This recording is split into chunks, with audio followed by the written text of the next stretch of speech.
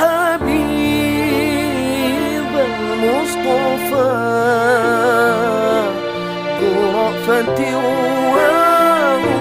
ووفاء وذكره فيه شفاء.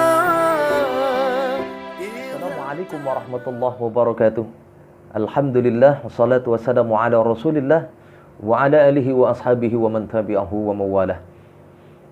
Saudara-saudaraku yang dirahmati Allah Subhanahu wa taala, ada pertanyaan lagi yang masuk di media sosial saya. Dan kebetulan pertanyaan ini masih ada sangkut pautnya dengan kajian tempo hari. Pertanyaan yang pernah saya bahas pada pertemuan yang lalu.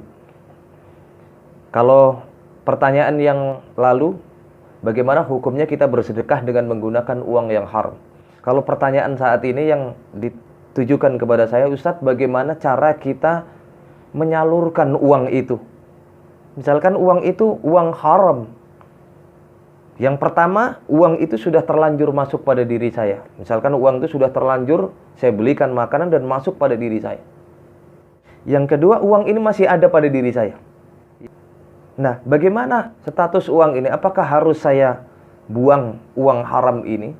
Saya belanjakan lagi atau bagaimana? Bagaimana hukumnya yang seperti ini, Ustaz?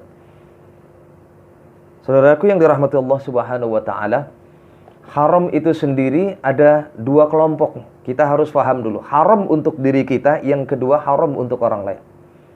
Kalau yang tadi uang itu, misalkan uang yang memang itu kita peroleh dari hasil judi, itu haram konsumsi untuk diri kita sendiri. Sudah makan, kita pakai buat makan untuk anak dan istri kita. Tidak ada cara lain yang bisa kita lakukan. Tubu ilallahi taubatan nasuha. Bagaimana cara kita taubat yang sebenar-benarnya? Ini disampaikan oleh Imam Syekh An-Nawawi dalam kitab Al-Azkar. Beliau menyampaikan taubat yang harus kita lakukan. Taubatan nasuha yang pertama, menyesali perbuatan yang pernah kita lakukan. Artinya kita menyesali itu perbuatan dosa kita. Menyesal dulu. Kemudian yang kedua, berjanji tidak akan mengulangi memakan uang-uang yang haram. Dan yang ketiga, berjanji menjauhkan sejauh-jauhnya dari perhelakan uang-uang yang haram. Kalau misalkan uang dapat dari uang riba, kita tahu itu adalah uang riba. Mulai saat ini kita sadar, kita taubat, kita tidak akan memakan uang dari hasil riba. Kalau misalkan ini haram untuk diri kita, dengan cara seperti itulah kita bertobat kepada Allah dan membersihkan diri kita dengan perbanyak kita istighfar, memohon ampun kepada Allah. Banyak beramal soleh, itu salah satu cara untuk membersihkan dosa-dosa yang ada pada diri kita. Lalu bagaimana dengan haram kepada orang lain? Misalkan uang ini kita dapatkan dari, mohon maaf, dari hasil korupsi atau dari hasil uang mencuri. La haula wala quwata. Kalau kita sadar ini uang dari uang mencuri, maka kita harus ingat-ingat uang siapa yang kita curi. Dan harus kita kembalikan kepada haknya sebelum ini dimintai pertanggungjawaban di mahkamah Allah Subhanahu wa taala. Maka jalan satu-satunya adalah kita datangi orang yang mungkin dulu pernah kita makan haknya uang. Ada kajian yang lalu saya pernah menyampaikan tentang orang yang bangkrut di akhirat. Disampaikan oleh Rasulullah, wa akala mala hada. Orang ini pernah memakan hak orang lain. Maka ini akan dimintai pertanggungjawaban kalau belum kita tuntaskan semasa hidup di dunia.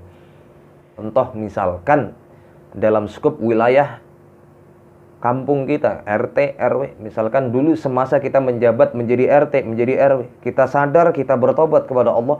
Subhanallah, ketika saya dulu menjadi seorang RT atau saya dulu menjadi seorang lurah, menjadi RW.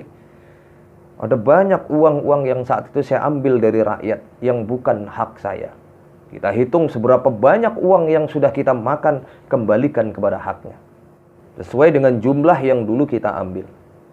Lalu bagaimana uang itu melibatkan hak orang banyak? Maka bismillah kita niatkan uang ini kita kembalikan dari umat untuk umat. Maka jangan kita niatkan sedekah. Kalau sedekah tidak ada nilai pahalanya. Kita bagikan untuk kemaslahatan umat. Maka kumpulkan uang itu, sumbangkan untuk pembangunan jalan atau untuk kepentingan umum. Maka insya Allah ini salah satu cara untuk membersihkan uang yang haram yang ada pada diri kita yang melibatkan orang banyak. Sebab segala sesuatu yang halal bisa menjadi haram. Yang haram bisa menjadi halal. Maka ini harus kita hati-hati. Contoh misalkan uang yang kita dapatkan dari hasil kerja itu sesuatu yang halal. Namun bisa menjadi haram uang itu ketika uang itu kita gunakan untuk berjudi. Dalam hal makanan, minum, sama juga seperti itu. Misalkan air minum, air putih menjadi air yang halal. Namun ketika air itu digunakan untuk menyiram orang lain, maka itu menjadi haram hukumnya air itu. Merujuk kepada pertanyaan tadi, bagaimana cara menyalurkan uang haram yang kita miliki? Jawaban yang pertama, jika uang itu sudah terlanjur masuk pada diri kita, sudah kita makan, kita sudah belikan sesuatu yang sifatnya uang itu sudah hilang, maka jalan yang pertama haruslah kita tubu ilallahi taubatan nasuha. Perbanyaklah kita bertobat kepada Allah, berjanji tidak akan mengulangi, menyesali perbuatan itu dan menjauhi perbuatan dosa itu. Perbanyak istighfar, perbanyak amal soleh, insya Allah akan menghapus kesalahan yang pernah kita lakukan.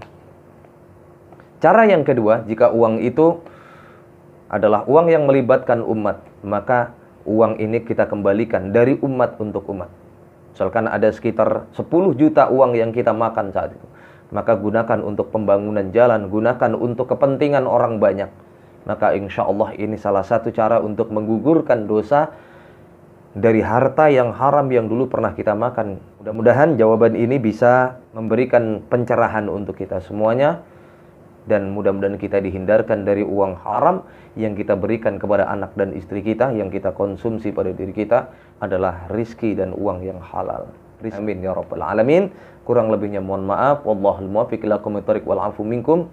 Assalamualaikum warahmatullahi wabarakatuh. Innal habib al-Mustafa